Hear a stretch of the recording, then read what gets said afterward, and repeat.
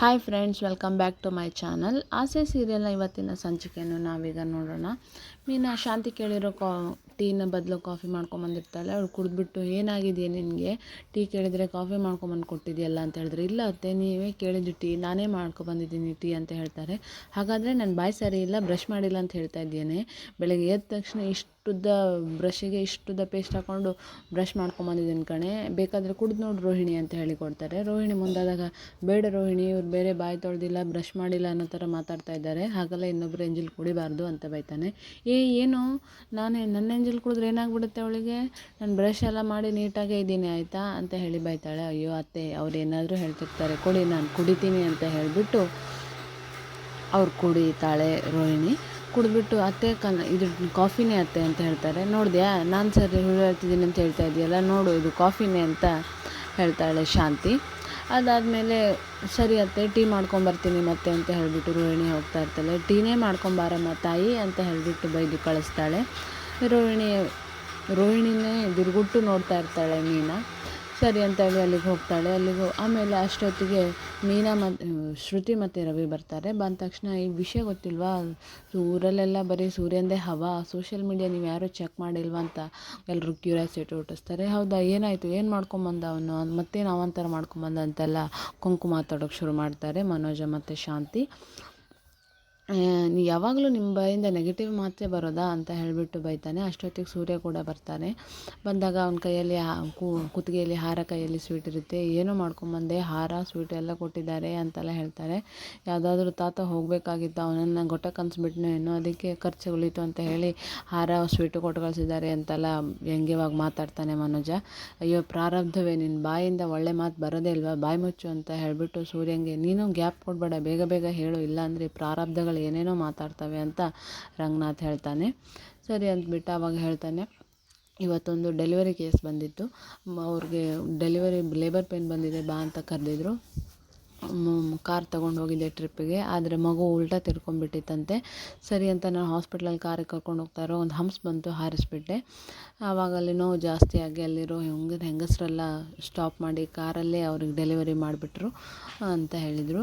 ಆವಾಗ ಎಲ್ಲರೂ ಖುಷಿ ಪಡ್ತಾರೆ. ಆ ಮಗು ಎಷ್ಟು ಚೆನ್ನಾಗಿತ್ತು ಗೊತ್ತಪ್ಪ. ಇನ್ನೊಂದು ವಿಷಯ ಏನು ಗೊತ್ತಾ, ನನ್ನ ಕೈಗೆ ಮಗುನ ತಂದು ಕೊಟ್ಟರು, ಮಗು ಕಣ್ಣು ಬಿಟ್ಬಿಟ್ಟು ನನ್ನ ಕೈಗೆ ಬಂದ ತಕ್ಷಣ ಕೆಂಪಾದ ತುಟಿಗಳು, ಮುದ್ದಾದ ಮುಖ, ನಾನು ನೋಡಿದ ತಕ್ಷಣ ಒಂಥರ ಸ್ಮೈಲ್ ಕೊಡ್ತು ಅಪ್ಪ, ಎಷ್ಟು ಚೆನ್ನಾಗಿತ್ತು ಗೊತ್ತಾ ಅಂತೆಲ್ಲ ಹೊಗಳ್ತಾ ಇರ್ತಾನೆ.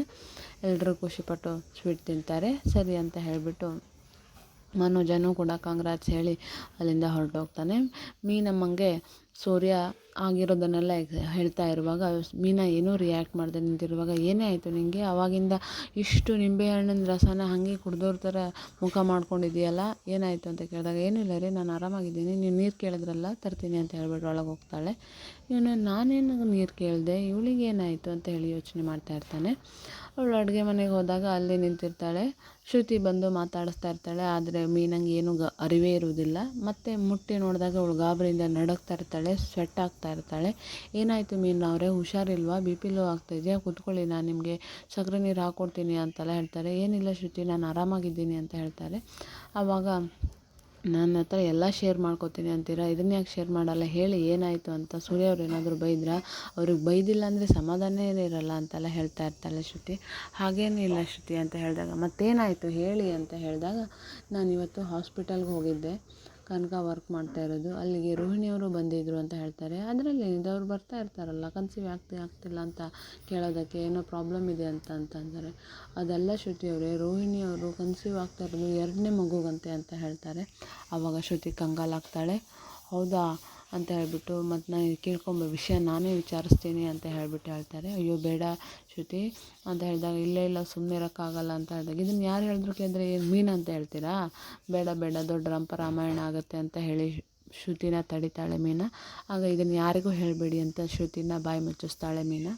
ಶ್ರುತಿ ಸರಿ ಆಯಿತು ಅಂತ ಹೇಳ್ಬಿಟ್ಟು ಹೋಗ್ತಾಳೆ. ಆದರೆ ಶ್ರುತಿ ಬಾಯಿ ಮಾತು ತಡಿಯೋಕ್ಕಾಗದೆ ಹೋಗ್ಬಿಟ್ಟು ರವಿಗೆ ಹೇಳ್ತಾಳೆ. ರವಿ ಕೇಳಿ ಶಾಕ್ ಆಗ್ತಾನೆ.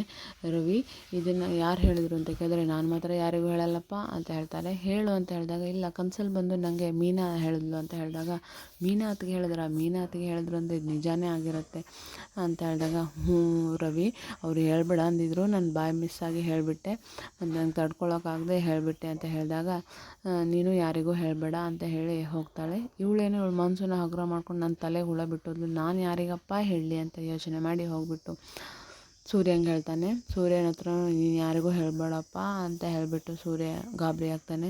ಸರಿಯಪ್ಪ ನಾನು ಯಾರಿಗೂ ಹೇಳಲ್ಲ ಅಂತ ಹೇಳಿಬಿಟ್ಟು ಸುಮ್ಮನಾಗ್ತಾನೆ.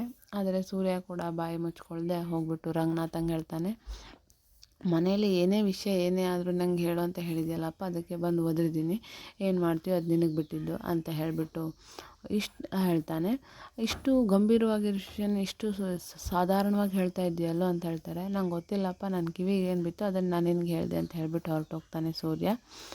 ಆಗ ರಂಗನಾಥ್ ಗಾಬರಿ ಆಗ್ತಾನೆ. ರಂಗನಾಥ್ ಶಾಂತಿನ ಕರೆದು ಶಾಂತಿಗೂ ವಿಷಯ ಹೇಳ್ತಾನೆ. ಆವಾಗ ಶಾಂತಿ ಗಾಬರಿಯಿಂದ, ರೋಹಿಣಿ ನಮ್ಮ ಸೊಸೆರಿ, ಅವಳ ಬಗ್ಗೆ ಹೀಗೆಲ್ಲ ಮಾತಾಡ್ತಿರಲ್ಲ ಅಂತ ಹೇಳಿದಾಗ, ನನ್ನ ಕಿವಿಗೆ ಏನು ವಿಷಯ ತಲುಪ್ತೋ ಅದನ್ನು ನಾನು ನಿನಗೆ ಹೇಳ್ತಾ ಇದ್ದೀನಿ ಅಂತ ಹೇಳಿ ಅವನು ಹೊರಟೋಗ್ತಾನೆ. ಈ ವಿಷಯ ನಾನು ಕೇಳ್ತೀನಿ ರೋಹಿಣಿಗೆ ಅಂತ ಅವಳು ಹೋಗಿಬಿಟ್ಟು ರೋಹಿಣಿನ ಕೈ ಹಿಡಿದು ಎಳೆದು, ನಿನ್ಗೆ ಯಾವಾಗಲೇ ಮೊದಲನೇ ಹೆರಿಗೆ ಆಯಿತು ಅಂತ ಹೇಳಿ ಜೋರಾಗಿ ಗದರಿಸ್ತಾ ಇರ್ತಾಳೆ. ಇಲ್ಲಿಗೆ ಮನೆಯವರೆಲ್ಲರೂ ಗಾಬರಿ ಆಗಿದ್ದಾರೆ. ಇವತ್ತಿನ ಈ ಸಂಚಿಕೆ ಮುಕ್ತಾಯ ಆಗಿದೆ. ಇಷ್ಟ ಆಗಿದ್ದರೆ ಲೈಕ್ ಮಾಡಿ, ಶೇರ್ ಮಾಡಿ, ಸಬ್ಸ್ಕ್ರೈಬ್ ಮಾಡಿ. Thank you.